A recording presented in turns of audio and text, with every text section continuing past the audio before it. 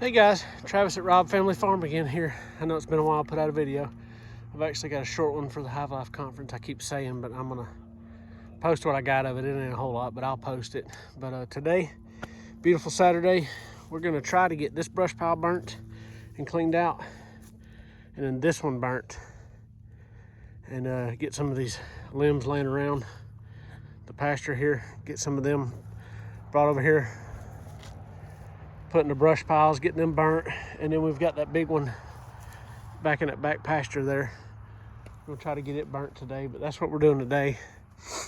And I'm not gonna sit here and let y'all watch brush burn. So I'll burn a little bit, check back in, show y'all our progress, and then if we can get them done early enough, we're gonna try to build a little greenhouse today. So if we get started on that, might get a little more footage, but for now, I gotta get these brush piles burnt.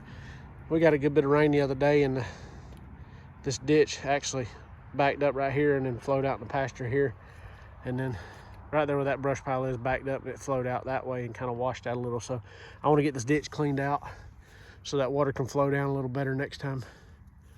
So we'll touch back in a minute. All right, been a couple hours, probably about 3, I guess.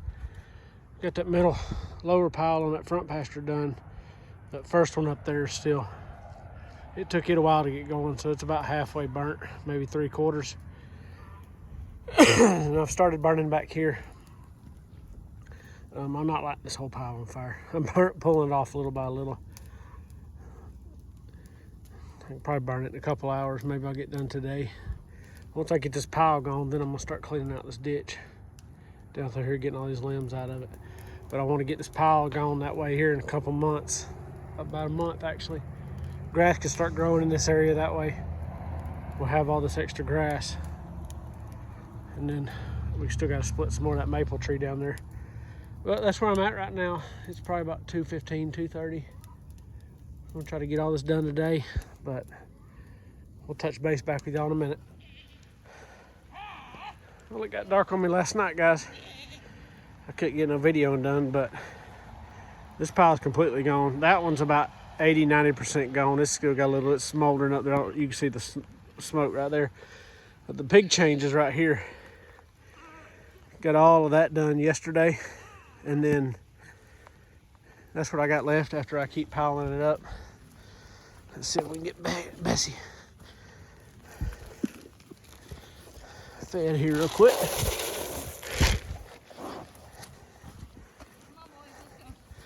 Get Bullseye some food.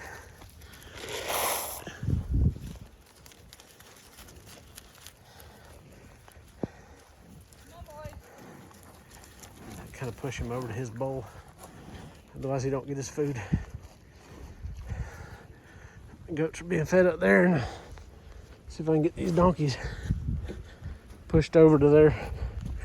She feeds them in that barn back there.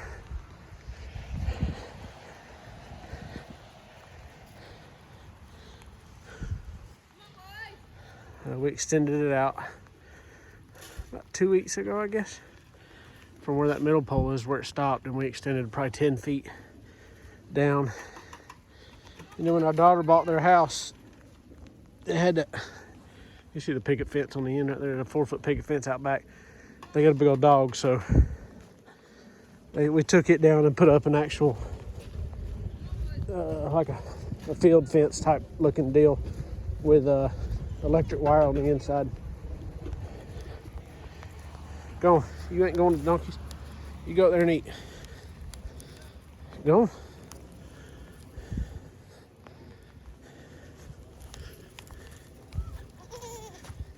He's gonna try to go steal the donkey's food because the donkeys will let him. He's still young and feisty like MJ used to be. We got a bad case of foot rot right now, just to let y'all know. So we've got them blocked off at front pasture. We've got it resting. And I've heard that whatever the fungus is or bacteria that causes foot rot will die after 2 weeks. So whenever that bale of hay's done, we'll move the feeder back over there because it'll have been probably 3 weeks by then. And then we'll let this, we've got them blocked off right there. And then we'll let them, this pasture rest and see if we can kill this foot fungus. We've been treating, I guess maybe half a reason because it's been a wet winter. I think it has something to do with it. And so we've been treating all of them, and probably not trimming good enough also, their hooves. So I'm gonna let that one rest, and I'm gonna treat the barn area up there with lime, and then some lime around the water trough right there. And then we're gonna move, like I said, when that bale's done, we're gonna move the feeder over there and leave it for 2 weeks at least. And then let this one rest for 2 weeks, but also treat the barn area, all the areas where the hay was at, and around the water trough down there. And then where you can see right here where it was at too. But I'm gonna try to spread some lime and help kill that. I've heard it'll help kill that fungus. But the reason I got off on that is because you only see 3 goats right now. Sadie's in the barn. She is extremely fat and pregnant. And what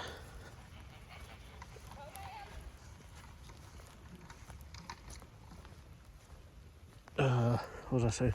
I was extremely fat and pregnant, and her back 2 feet were hurting pretty bad.